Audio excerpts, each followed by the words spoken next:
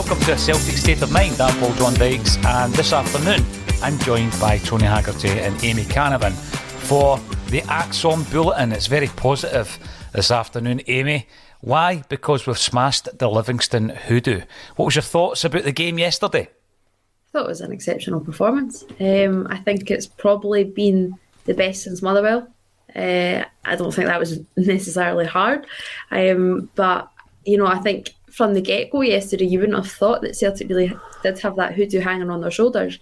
You know, kind of played without having, which I think has probably been the issue in the last few occasions, actually going through at Livingston, that perhaps it's been playing on the mind, 14-year streak, 15-year streak. But I think yesterday there was just a lot of free-flowing. I thought crucial to that was Jota. I thought he was absolutely exceptional. I think James Forrest got man of the match from Sky, but I personally had it as Jota. I thought that was one of his best performances, probably maybe since the turn of the year. Everybody says since the contract talks really that he's maybe not hit the heights that he previously was, but I thought yesterday strolled it. It was almost that the surface aided his play. I thought he was exceptional. But I just thought there was a lot of cohesion yesterday, and there was real fluency. And I think that's probably been lacking in Celtic's play recently. And it's been tough, because Ange, prioritises creating the tempo so often, but the fluency hasn't been there. But I thought it was there in abundance yesterday, and I thought it was an excellent performance. It was. All week we're talking about this hoodoo, this so-called hoodoo. Do these things occur? Do they actually exist in football, Tony? The fact that it kind of gets under your skin. We've gone there time and time again, failed to win. What do you make of all that? Because we went earlier on in the season and it continued, but yesterday you would never have known there was an issue at Livingston, the way Celtic performed. Yeah, and I tell you, the one guy who didn't refer to it at all was the manager. Manager played it pitch perfect all week. Didn't make a big thing about the hoodoo. Didn't make a big thing about the surface.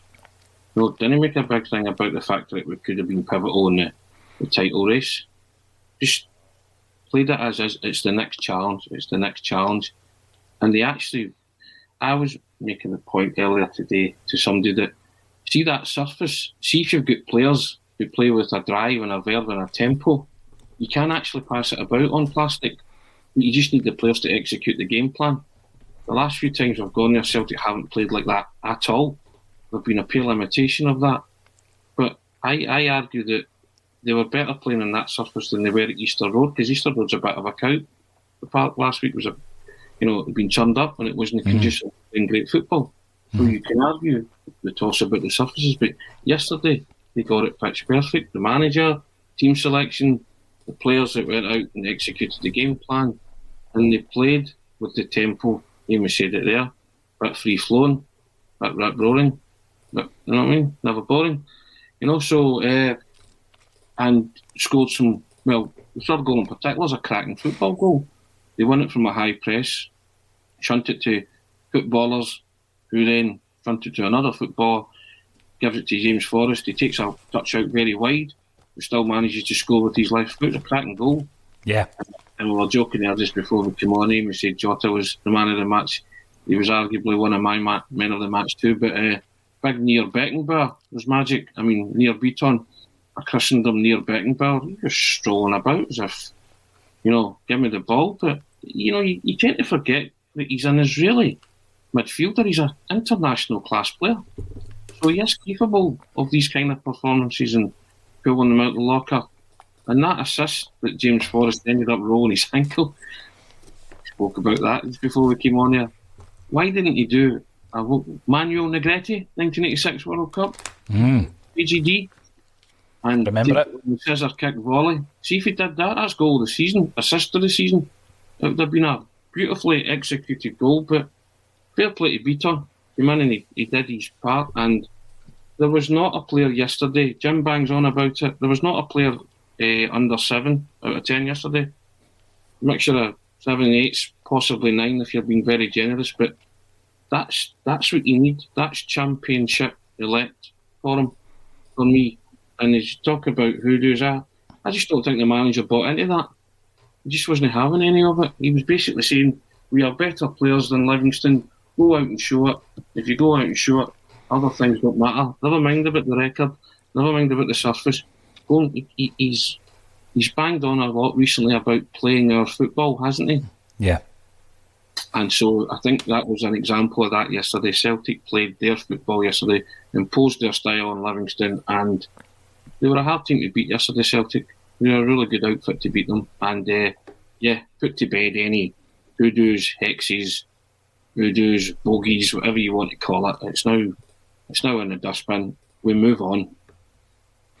You know, when you're going into that game, Amy, and this will happen throughout the season, probably it will be flipped, with Rangers being in Europe, certainly for another round, is that we knew what we had to do. We're going into that game. We know what's happened the day before.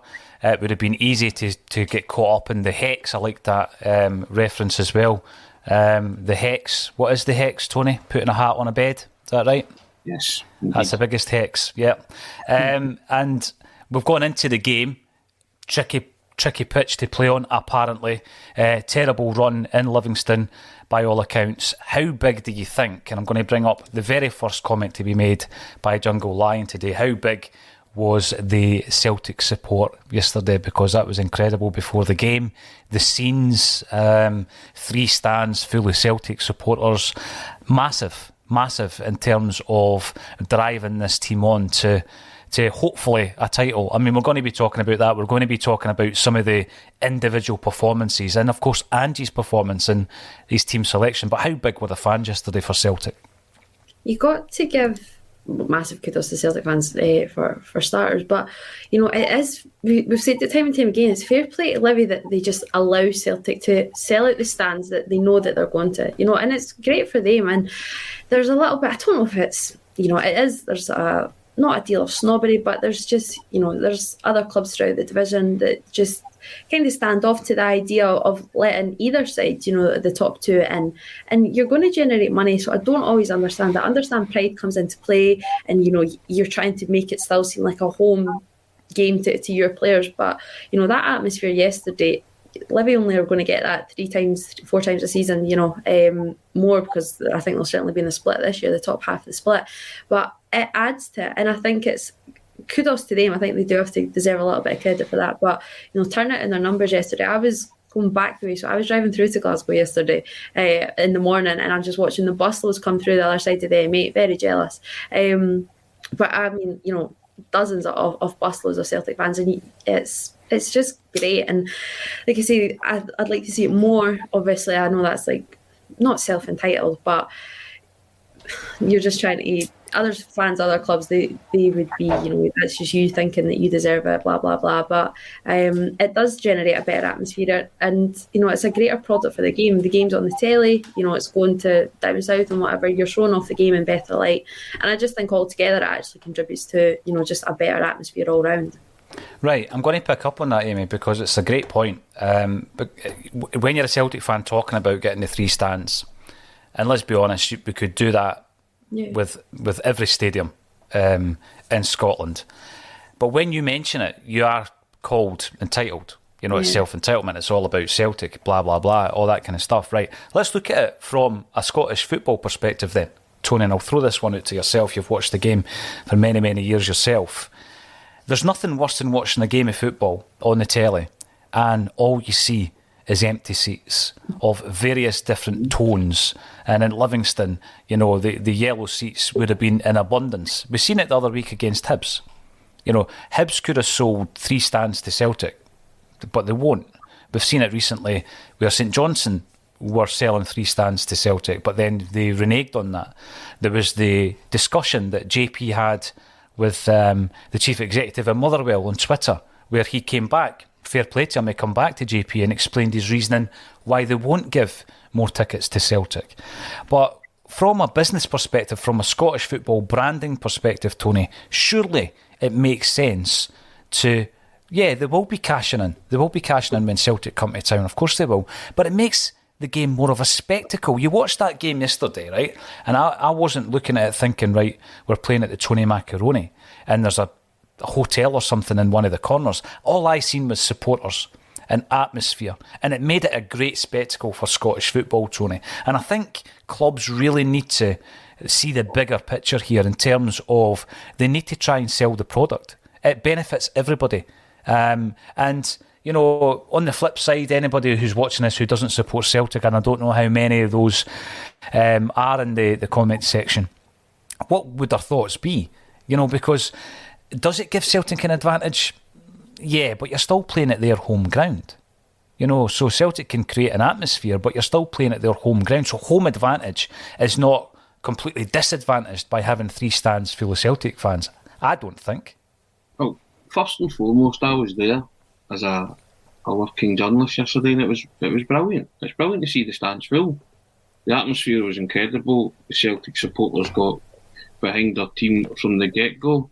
And it was even noticeable because, remember, Starfelt got robbed in the first 10 minutes and nobody got off case, right, when he misjudged the ball, and that's the one and only mistake that he made, right, if you're going to really be pernickety. But after that, he was brilliant. He was really rock solid. A lot of people said he was man of the match.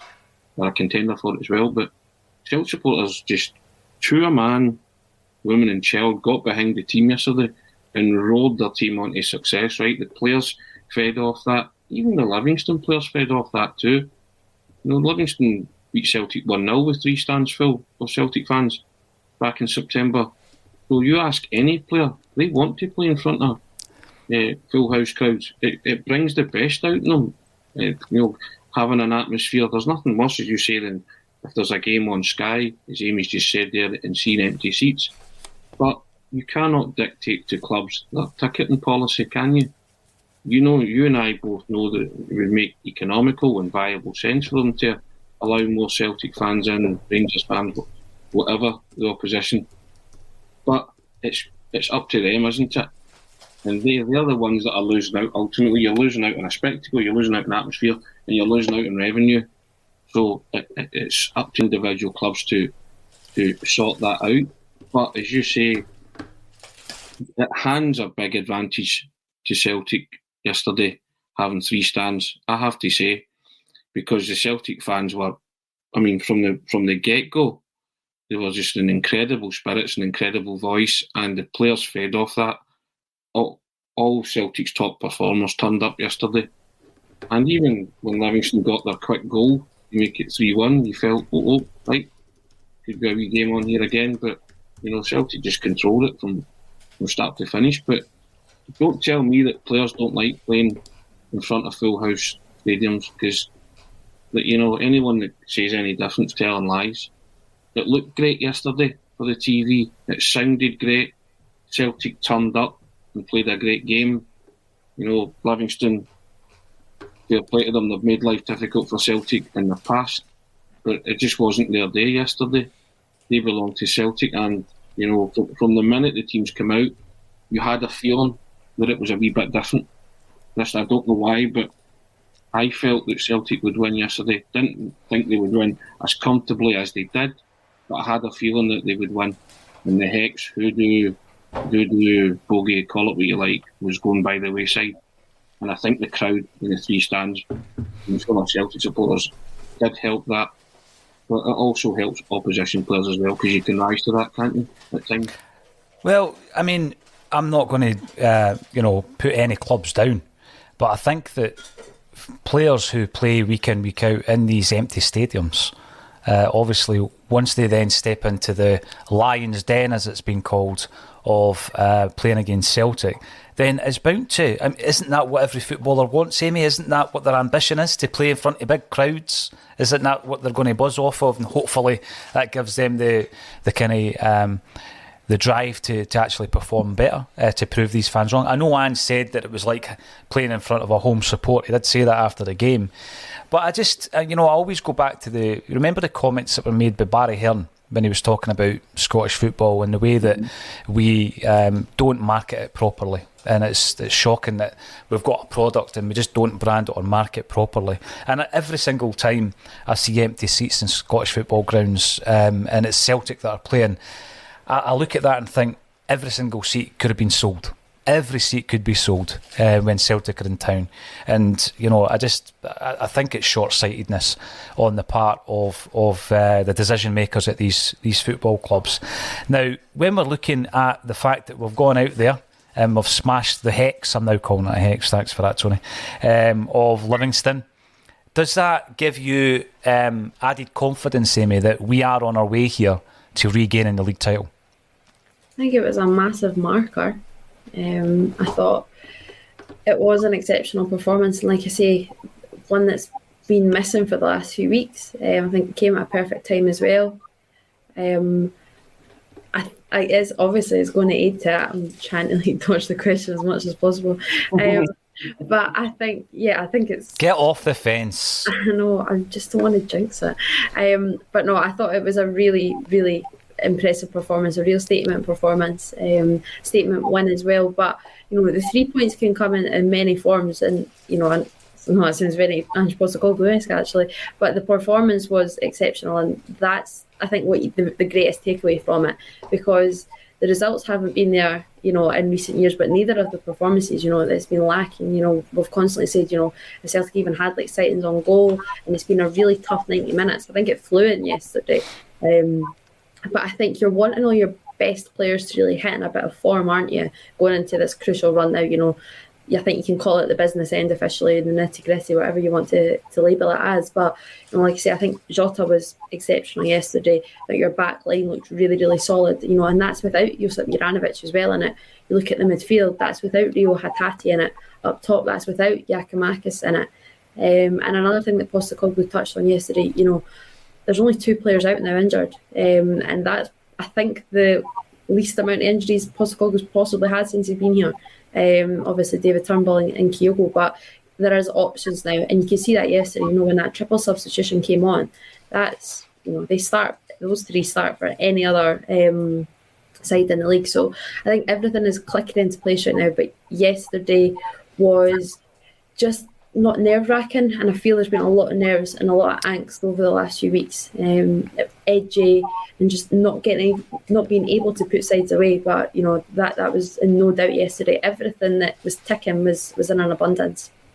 You're talking there about an edginess, and we both know that Jim Orr is edgy until Celtic are 3-0 up.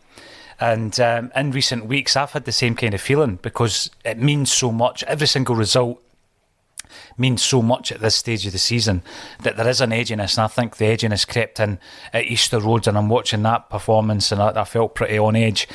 But you're right, Amy, I didn't get that yesterday, and I don't know if it was a combination, Tony, of us coming out the traps, of the day that it was, the atmosphere that had been created by the fans, but it seemed to knock that edginess off, certainly my experience watching the game yesterday. And we spoke yesterday about when did the performances dip a little bit. So I think everybody's in agreement that the Rangers performance was excellent. People say, well, the first half was better than it was, but I just think overall the 90-minute performance against Rangers was excellent. Motherwell, I thought, was excellent. First half against Aberdeen, very, very good. And then there's been a dip, and I don't think anyone would deny there's been a dip since then. Couple of defeats in Europe, a draw at Easter Road, scraping through against Dundee, for example. But yesterday seemed to just kind of wash all that away. And I'm wondering how big a part did the changes in the team play? Because I made a point last week, every single game we cover, I've got the team written down, appearances, goals, assists, etc. And it occurred to me the other week there that of the 11 starters, only 2 had played more than 50 games for Celtic. And then I was thinking about the Tommy Rogic comments about we've been top of the pile for a decade, mate, which is true. But in terms of experience as a team, as a unit, playing for Celtic, the team has been pretty inexperienced of late. And what he did yesterday is he dropped some of the inexperience out of the team, and it was replaced with, hundreds of games. I mean, when you look at the games that Forrest has played for Celtic, Beaton, Tommy Rogic, and then obviously you throw in McGregor as well. Those 4 players have played over 1,300 games for Celtic. And I'm wondering, will it be horses for courses, or will we go for experience between now and the end of the season, Tony? Is that something that you think is required at the business end, as Amy calls it, of the campaign? He threw a curveball in yesterday, didn't he, with his team selection? And any initial scepticism that you had was wiped away when you watched the way they were playing. Even after the penalty miss, in which you thought, it's going to be one of the... Some fans might have thought it's going to be one of those days. I didn't. I just thought, they're probing away here. they'll get the breakthrough soon enough. Callum's penalty was actually struck pretty well, just inches of being accurate, but at the post it happens. So fair enough. But my big thing here is, look at where Celtic are, Paul. They are 6 wins away, including a win at Ibrox, from winning the title. Look at where they were in June. Right? This guy's inherited a shipwreck. And now you're talking about Celtic being 6 wins away from winning the title if they can go to Ibrox and beat Rangers in April. It's an unbelievable turnaround. I mean, miraculous almost. And all season, Ange hasn't had a settled team, with the exception of Furuhashi and Turnbull at this minute. This is as settled or as strong a team as he's going to get to play. Mm-hmm. And he's going to use them, right? He made the point yesterday. 3 R's: rotation, resilience, relentlessness. That's what he was talking about. That's what he's going to do. And he used his wise old head yesterday, or wise, middle-aged head, 56 if you call them old. And he picked a team. He picked a horses for courses team that he knew would get the job done. And my goodness, they did the job. And, he surprised everybody. Surprised with Beaton, surprised with Forrest, surprised with Ralston coming in, but not Taylor dropping out for Juranovic. So, so he's looking at this and thinking, right, I'm getting all these guys back. This is what he trains them to do, to peak at the business end of the season. He told you himself that in Australia, when he was a manager, he always wanted his teams to peak for a grand final at the end of the season, right? I know we're not in Australia, and I know there's no a grand final before MD starts commenting, but this is the way it works. This is the way he trains the players as well. That intensity, to simulate game situations. So when he played that team yesterday, those guys knew what to do. Yeah, the energy levels had tapered off from the second half against Aberdeen at Pittodrie, lasted through to the Bodo Glimt game, to the Hibernian game. But yesterday, and I daren't ask him because I asked him last week, was there a spark missing? The spark was reignited yesterday, wasn't it? And then some, because they went to a venue where and let's be honest, it's Livingston. It was the Real Madrid or Barcelona you're playing. So that was another thing. Celtic have better players. Should they have had that 15-year hex at a ground at Livingston? No, but they did. So you have to go there. And if you're going to be champions, these are the games you need to win. Right? These are the games you have to win. And Celtic went there, emphatically made a statement, and as I said at the top of the programme, the manager called it spot on with those experienced players. Because you know what he can do? He can rely upon them. Mm-hmm. This is all new to the younger guys, right? To the new players. And we touched upon it the other week when I said that Tom Rodgick made that comment. Celtic as a club have been top of the pile for a decade, but not this group of players. There's only 3 or 4 that have experienced that, i.e. the ones that played yesterday.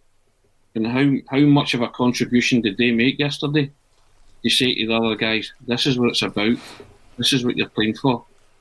Look at those 3 stands. This is what it means. You're playing for them. Always you're playing for them. And yeah, all of them played their part and nobody let Celtic down. And what a situation to be in. If you can go to Ibrox and win, you're 6 wins away from wrestling the title back. Whereas you looked at this season as a supposed rebuild, you were pretty forlorn, heading into it and thinking, what's going to happen? It was bordering on miraculous, and it would be a wonderful achievement for Ange and the players to prove themselves to be winners again. Need to see it through now. As I said last week, if they don't see it through now, it's going to be a crushing disappointment, isn't it? But put them in one hell of a position to go there and finish the job. Exactly. There's a point coming through from Ian Clark here actually saying that this was probably one of the fixtures that Rangers fans were looking at thinking, Celtic might drop something there, and we've come through it. And that is hugely important. Did you get a chance yesterday to speak to Ange Postecoglou, Tony? Yeah. Did you? Was he on good form? I was in great form. I asked him about Beckenbauer and Maeda and stuff. You're standing there as other people asking questions. So, he was very he was very fulsome in his praise for the guys that he brought in. Mm-hmm. He calls him Nero, and Tony Ralston, and who else did he bring in? He brought in Tommy. Yeah. Well, he mentioned all of them because of the four changes he made. He mentioned all of them and the contribution of James Forrest, obviously, as well. So he clearly was thinking to himself, I did well there. I think he was giving himself a wee, self-congratulatory pat in the back by mentioning them in the after-match stuff. And he's quite right to do it because he called it spot on, and he's called it spot on all week. He didn't want to build the Livingston game into something that it wasn't, because he knew deep down if Celtic played their football, there's no reason why they shouldn't win the game. But you start to build it up and talk about other things and external factors, it gets into your head. This is a team that's focused now. He's trying to get them focused on winning the title, and he'll do what he said. The rotation, yep, but there's a resilience there, and there's a wee bit of a relentlessness, because that's 29 domestic games unbeaten, which is some doing in all competitions. There's League Cup, Scottish Cup, and the league. So I don't think he's getting too excited, but there's a wee kind of, about him now. There's a spring in his step, because I think traditionally this is when his teams at the business end of the season come to the fore. Mm-hmm. So he's maybe getting inwardly excited, but outwardly just business as usual, which is good. See, when you're looking at the players, Amy, that were left out yesterday, Juranovic, Hatate, Abada, O'Reilly. I mean, the quality within those four is quite scary for any of the opposition.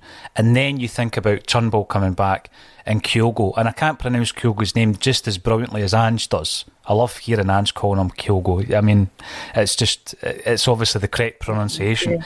Yeah. So you've got those two players to come back, plus the four that we've just mentioned who were left out yesterday. And we're finally in that position whereby every single task that we face between now and the end of the season, at least we don't have to do it with one arm tied behind our back. And actually, that's never been the case all season, has it?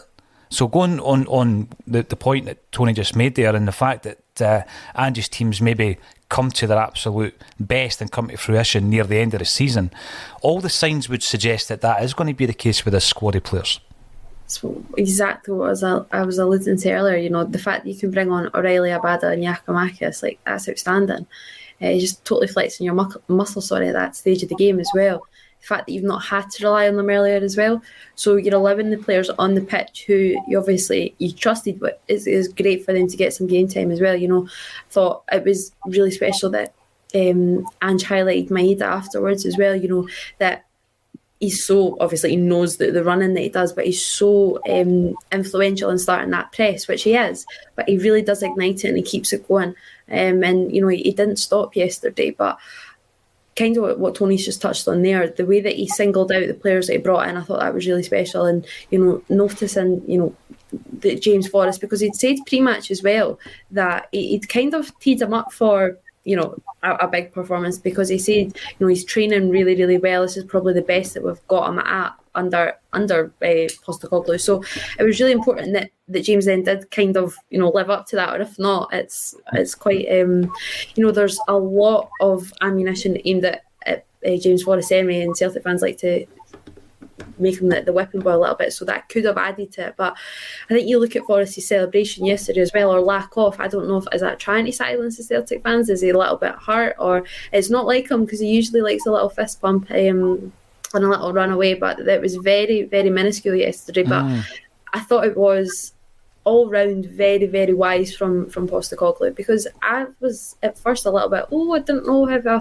felt with New Beaton on the surface, nothing else other than purely the surface. I thought, but I thought again, as Tony highlighted earlier, Tony's referring him to Beckenbauer, so I think that speaks volumes. But he made every right decision. And touching back just with the press with Maeda, I felt James Forrest, who we've maybe criticised in recent weeks, saying that the pace is maybe gone since the injury aging. I thought his pressing was, the best I've seen in a long time in a Celtic shirt. Something that we've been known to associate with James Forrest for so long, that he likes to get up the park. But I certainly thought yesterday he was not going to say that he's back to his best, but I felt it was a vintage James Forrest performance, and he really looked like he was enjoying it, to be honest. Amy, you touched on it, right? Ange said at James Forrest moments this season, you hadn't seen the last of them. Yeah. I mean, basically saying to him, go and show them. And then James Forrest was the player that was put up, so we asked him about his celebration or his lack of. He just said he was relieved more than anything else. That's his first league goal this season, so he just sort of said there was a mixture of relief and saying the fact that they gave themselves breathing space because Jim could breathe at that point, Jim Orr, because it was 3-0, and he said I think the Celtic players felt that as well, that they could breathe at that point too. And it was his 96th career goal for Celtic. But he was also asked, is he chasing the 4 down at the end of the season to join the 100 club? And he was kind of like, well, I'm not really thinking about it. But you know fine well, but the fact that the press officers come up and said that was his 96th goal, he's starting to think about it now. And Ange saying, your big moments aren't finished for this season. How's that to say to you? Go and score 100 goals by the end of the season and cap it all off by being a 100-goal scorer for Celtic and a title-winning team. If that doesn't get you motivated or incentivised, then nothing really will. And, yourself, Amy, myself, are big fans of James Forrest. I always think he's a big game player. And his finish yesterday can't be underestimated. Brilliant pass, as it was from Jota, but he took it out a bit wide, and his left foot supposedly for standing on, isn't it? And he's drilled it away brilliantly, and, big up to him. But the great thing about it is you now got a winger coming on in Abada. It's like for like, isn't it? O'Reilly for Rogic, it's like for like. You're replacing players who are coming off with the exact same quality, which is what Ange's wanted all along, isn't it? So, and if they can do that in the next 8 games, then yeah, they're in with more than a fighting chance, Paul. Yeah, definitely. There's a few of the players that you've mentioned there that I think we should focus on a wee bit more, but going back to a point you made, Amy, about the injuries, does that mean Mikey Johnson's not injured? You would the think 2 players, so. Yeah, so he's left out then. He's left out because there's a few players that have been left out, and yesterday we had Julien, Dembele and Liam Scales, but you could obviously add Mikey Johnson onto that list as well. He's I thought he was injured, but he's obviously just been left out. By the end of the season, Tony, Jamesy Forrest could have made 450 appearances for Celtic, scored 100 goals and made 100 goals, because he's sitting on 96 and 96 for goals and assists, and he's sitting on 439 for games played. It's an incredible record. And see, if you're James Forrest, you're going to bust a gut to do that, aren't you? Mm-hmm. Go and chase the 2-ton targets down and go and play your part. Go and play a significant part, as the manager said. Your big game moments for Celtic aren't finished. Trust yourself. Trust the process. Trust me. And he let him loose on a surface that, he did roll his ankle with that pass from Beaton. Could have limped off. No, he kind of shrugged it off, and he shrugged it off because he was feeling good about himself. He didn't have a particularly brilliant first half, I thought, but second half he was unstoppable. He was terrific, and just as Amy said, shades of the old James Forrest. And James Forrest has always been a big game player for Celtic, but just big goals and big stages when it matters, and just so underrated, isn't it? That he's been a constant for so many seasons.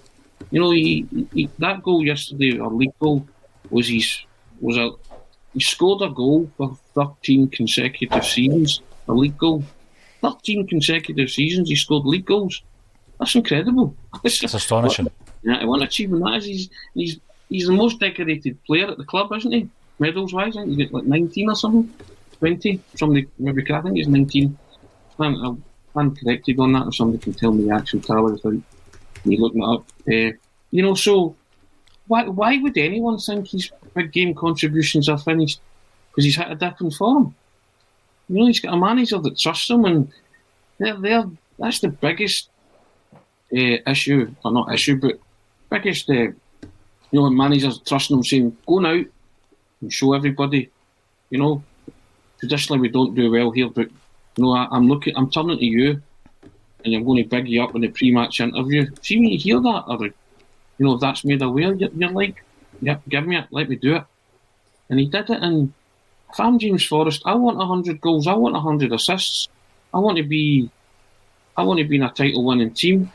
If I'm James Forrest, that's my 3 goals between now and the end of the season, and that's going to get the best out of me, isn't it?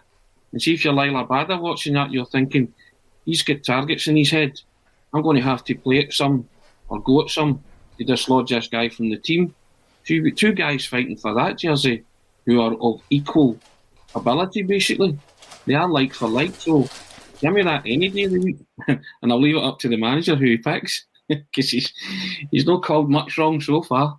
And we try to second guess him because we have to put our team lineup beforehand for the website that they're right for. But it's an arduous task at times. I got 8 out of 11 for yesterday. It's not bad going, Tony. I got the field spot on, so I was happy at that.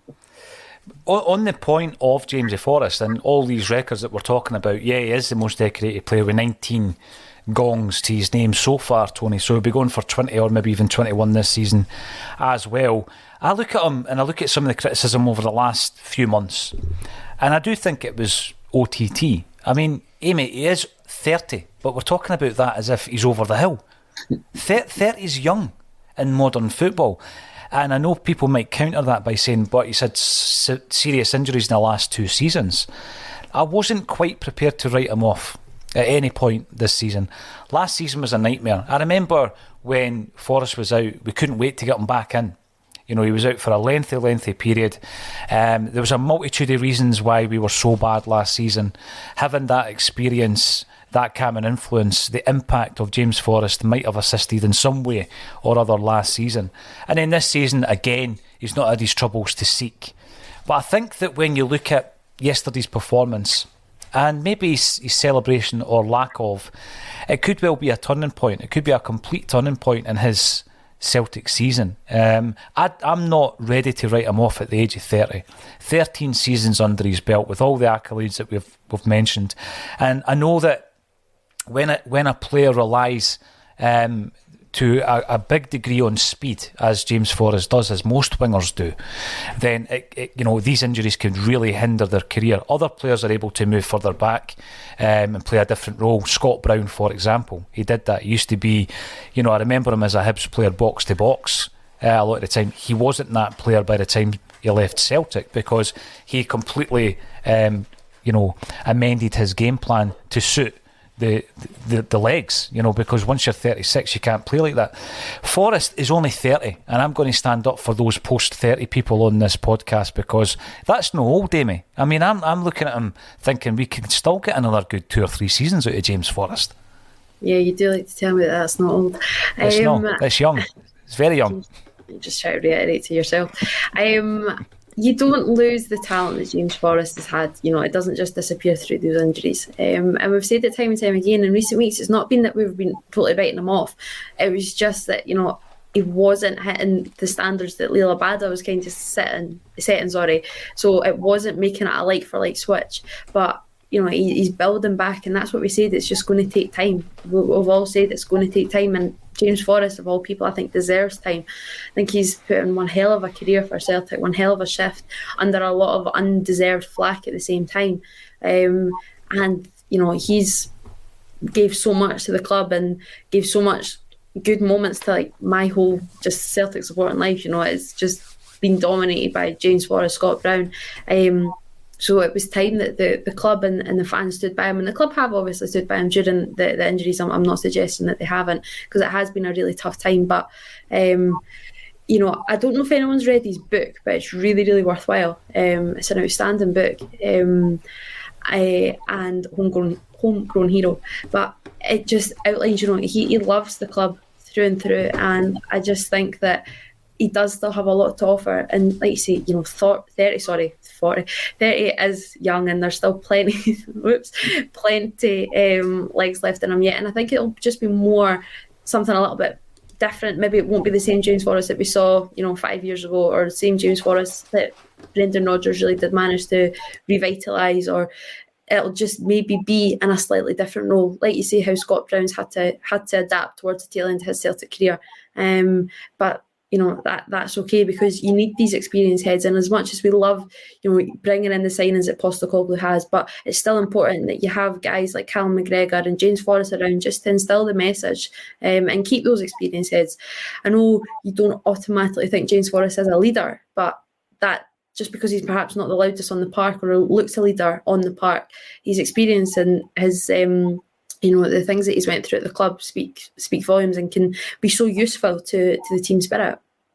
I just think in any walk of life, and it must be enhanced at sports level, professional sports level, if someone has been through virtually everything within the role that you're in, you automatically look up to them, Amy. You look at them as an influence, as an inspirational figure. And I think that this season, more than ever before, I think we needed that. After last season where we looked completely fractured, where it didn't look as though we had any leaders last season, I just think that James Forrest leads in a different way. He's not the type of guy that's going to get you in a huddle and start screaming in your face, but he just leads by example.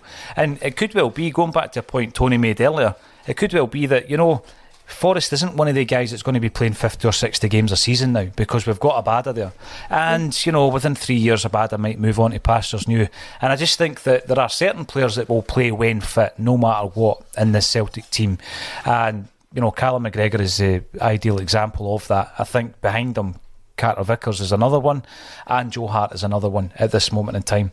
But Forrest could well be one of the guys that you use a little bit more sparingly over the next few seasons. I mean, the fact that he's almost in his, a decade and a half in the Celtic first team is astonishing. And I'm just looking forward to his testimonial, because, him, McGregor, Beaton, Rogic could all be getting testimonials within the next 3 or 4 years, and that's astonishing as well when you think about it. Let's get some of the comments in. Magnet67, that was the day when we won away. Cue a song, but my throat's not up to it today. Mind my words from the other day, we win it, Livy. I think we will win the title, but no complacency. And I think you're right, Magnet. I mean, it was a massive win, not only because of the record at Livingston, because I think that the main challengers would be looking at this and wondering if we would drop something. Tommy, hail from a happy Donegal. Well, hopefully the sun is shining over there as well. And Aero 250 comes in to say James Forrest is a big game player. And he's brilliant on the interview as well, Tony, isn't he? Aye, no, that's that. He does start with that. Yes, no, I know, it's brilliant. I was just laughing at Amy. I'm 50 this year. I must be decrepit. You know what I mean? Put out to sea. There you go.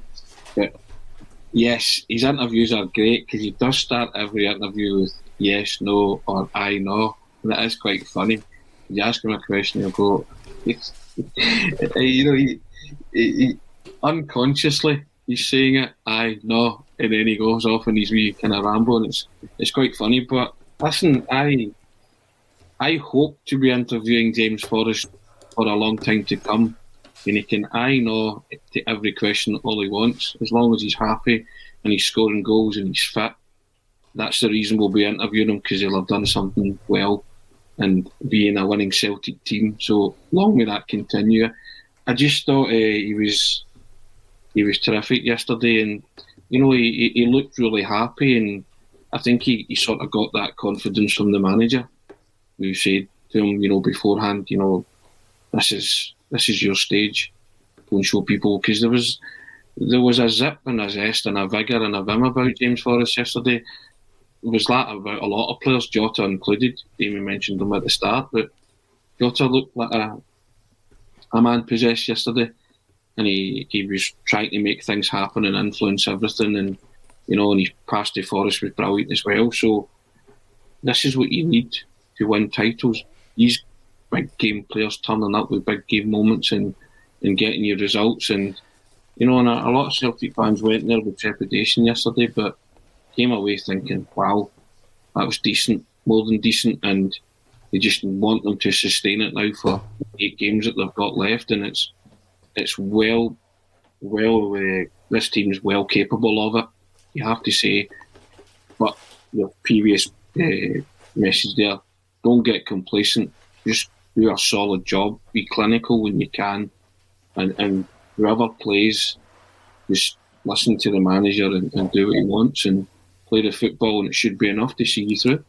We do have enough quality. This is the thing. And at certain parts of the season, through injury or the need for more recruitment. We haven't had that, and we're now in that scenario, Amy, and I just can't wait for Turnbull and Kyogo to come back. I'm not sure what our strongest 11 is. The point that was made yesterday by Laura, and I thought was really well made, is maybe we don't need to know what it is, because maybe that's not what Ange's game is. It's, a game-by-game basis where you can make these changes. I mean, maybe don't expect 50 games or 60 games. And Adam Crockett comes in here. 30 is old for a sprinter. And obviously pace is a big part of James's game. It's about managing the squad and getting the best out of what we have. James Forrest won't be a first choice winger at 33 unless we are very lucky with his decline. I think if you go into the figures of the amount of games he's played, probably averaging until last season, taking away maybe his first 2 seasons, over a period of 9 or 10 years, Forrest probably played 50 games a season. And if that means that between now and the age of 33 or 34, he's only playing 30 games a season, as long as you've got sufficient backup and enough quality, as in Abada, then I think I don't have an issue with that. But there's a few other players we need to speak about. Jota, you already mentioned. Quite a bit again. Was it criticism, or were people just concerned that Jota's form had dipped quite a bit? We came into this game, Amy, and I keep going back to the comments made by Patrick about the previous 2 games against Livy, whereby we were averaging 20 crosses a half. 80 crosses in the 2 games against Livingston equals 0 goals. And within the first 5-6 minutes yesterday, I think there was 4 crosses went in, and they were the exact same, high, over the top. No one got onto the end of them, and I just thought, wow, we're not learning our lessons here. But we did adapt it, and I think that you've seen that with a lot of the play that Maeda was involved in. I think that Ralston tends to fire in low, hard crosses, which the types of striker that Maeda is, I'm pretty sure he will get some goals on the end of that. But a big part of this again was Jota, and the way that Jota played. You look at the goal that was scored by Forrest. Brilliant defensive play by McGregor. Let's not forget, he wins the ball. The minute it comes to Jota, what a through ball by Jota. Unbelievable. But overall, I'm just glad to get a performance from him. Again, Amy, because I was a wee bit concerned that too many of our creative players were having a dip in form, and I'm hoping that he can put that behind him, because he's going to be huge. And I don't think he's in a position where, if we have a replacement, that we've got sufficient quality on the left-hand side.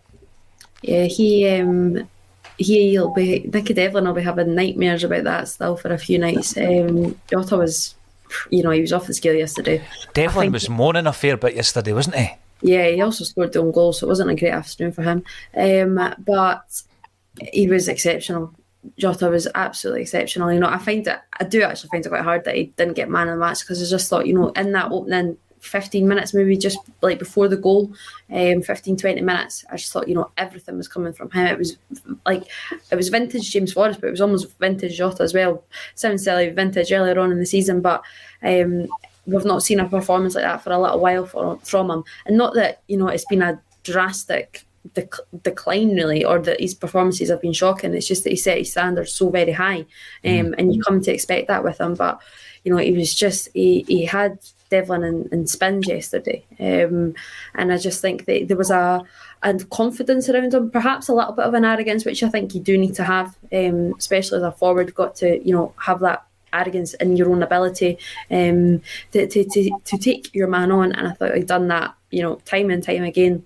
Thought his link-up play was excellent. I think there was a lot of, as I say, arrogance. There was just a lot of clever play. Sometimes I feel like he keeps the ball too long himself, doesn't make the right decisions. But I thought yesterday he did make the right decisions, and I just think it was crucial to everything. And that defence splitting pass for Forrest's goal, he just threads it through. The weight of it's perfect. We're talking about the speed of Forrest, but Jota just times it so that it makes it look such a good goal and doesn't ask too much of Forrest. Obviously he has to still finish from that angle and not taking anything away, but he knows that's all he has to do. He doesn't need to check his run or anything like that. It's pitch perfect. It's a fantastic team goal all round. But I think that was one of the better Jota performances in a while, and it's great to see, because I do think a few nerves were perhaps kicking in. It's just like, did he maybe just hit the ground running, or we've experiencing a little bit of a dip here? And certainly since the contract talks really have came around it in January. It's just not hit the heights that we were all really excited by. But yesterday was rolling it back. And like I say, I think it's just only going to bode well for the final push towards the end of the season. What was your take on that, Tony? I agree with Amy. I thought he was back to what we have seen to be his best this season, where he's getting the ball, he's generally doubled up on. There's always a couple of players on him, but he was quite happy to run at them. I don't think he's got the shooting boots on yet, but I like when he cuts inside and strikes, because we've not had enough of that, I don't think, from distance, 20, 25 yards, where he's hugging the touchline but he cuts inside. Forrest is good at that. He's always been good at that as well, and it gives you a different dimension perhaps when the cross balls aren't effective. How impressed were you with Jota's performance yesterday, Tony? Yeah, he's a big game player. Big game players make things happen, don't they? And he set about his business with a gusto yesterday, a tempo and a flair, and Amy said, Nicky Devlin will not want to see that game again, ever. Not want to see Jota again, ever. Twisted blood, didn't he, the old phrase? He couldn't get near him. So, and also as well, he could easily have got frustrated. You could see the ball he fizzed across the goal very early on. Yeah. Brilliant ball, when you maybe expect the Maida to be in there. See if a winger's doing that and your strikers or nobody's in that position, you can lose the plot or lose the head, or just get really frustrated and say, well, I'm doing my bit, why aren't players doing their bit? But he didn't. Still a team player yesterday, and played with wasn't playing as an individual, playing as a team player, but making things happen, wanted the ball, trying to make things happen. And I agree with you as well. Although his shooting's a bit wayward, or someone said it's Ryan Christie-esque at the minute, that's fine. It might come to fruition before the end of the season, which would be good, but still didn't deter him from cutting inside and looking to beat his man, looking to play the pass and wanting to be on the ball. It's easy for a winger to hide on a surface like that, isn't it? Blame the surface and say, it's not my kind of game, not for me, not today. But from the off, you thought, brilliant, Jota's in the mood. And when Jota's in the mood, Celtic tend to play, because he's such an important cog in that, in Ange's machine. And when he drops off, it's noticeable, isn't it? Because you pick up on it. You say, Celtic, there's some. So he's taken on a lot of responsibility so early in his Celtic career, and and he's dealt with that pressure and coped with it really admirably well, especially when all the contract talks are flying over his head and that Stillwell in the background, fizzing away. And I've said before that if Celtic get into the Champions League, it could be an easier sell for Jota, isn't it? Imagine taking that team with that crowd into the Champions League. I mean, you'd want to be a part of that, wouldn't you? I think it's one of these scenarios. Yeah. He'll want to be part of it, Tony, but at the same time, the club will be saying to him, listen, if we put you on that stage, let's not kid ourselves. The club will be saying that to him. We can put you on that stage for your next step in your career. And we won't stand in your way if you hit the heights that we think and the potential that you clearly have. Then if someone comes in and it's suitable for both parties, then you can't. It's natural progression. But what you'd say to Jota is, play where you're happy, play where you're loved. Fans love him. I mean, they absolutely adore him. And for someone to come in such a short space of time and have that effect, you just see it as there's a happy camp there, isn't there? A happy band of players, and the next thing is winning the title and getting that automatic entry into the Champions League and getting the money. And, that's just the next box that they have to tick, because they've come so far. Now it's the mental fortitude to drive it over the line, as they say, see it out. Can they do that? Of course they can. The quality's there in abundance. They just need to, and relax on it. I know that's hard. It's going to be hard over the next 8 games, but, if you can play like that in that kind of venue, and, you shouldn't really fear anything now. You embrace it now. This is why you're here. This is why you came to Celtic. This is what you want to be involved in. We'll go and embrace that challenge. I'm sure the manager will be stressing that. Everything's been a challenge this season, and to think where you came from back in June, and the building blocks that have been assembled along the way, to go 29 domestic games unbeaten is pretty special. pretty something, but we're not finished yet. Like James Forrest, Celtic's big moments aren't finished in this season yet. You'd like to think. So, you need what? You need six more. Peak it in 6 times. And then what you've worked so hard for will be yours. And what a feeling that'll be for a lot of them as well. We don't stop, as Ange says. Some of the comments coming in, Pete McGee, people were writing off Rogic not so long ago. Yeah, they were. I mean, I've said it so many times. Had he left at the beginning of this season, maybe even at the beginning of last season, I don't think there would have been many complaints. And what he's done, and what Ange has done, because Ange has played a massive part in this, is he's resurrected his Celtic career this season. And I think Ange has done that, a massive part of it, of course. Amy, it's down to the player, of course it is. But certain managers can bring out the best in players, and I think that's what's happened with Tommy. It's happened with Tony Ralston, arguably near Beaton. But I made the point yesterday, Joe Hart as well. Joe Hart's been resurrected this season. So maybe he does have the Midas touch, Ange Postecoglou, when it comes to man management. With regards to Tommy Rogic, he's been written off more than once. How impressed were you yesterday with his performance? I thought he was one of the main catalysts, I felt, in the creative, offensive play by Celtic. Yeah, I'll never write Tom Rogic off, but in recent weeks I've been critical. It's very, very different things. I think in recent weeks, since Motherwell, just it's been the one performance that's coming back from Australia that I think he's really hit the heights. But I just think there's almost just been too much going on. But yesterday I thought he was, outstanding. Thought he just had that swagger around him that's been missing. He's been taking too many touches, I think, in recent weeks, just maybe trying to be too intricate. But yeah, I think his reading of the play yesterday was spot on.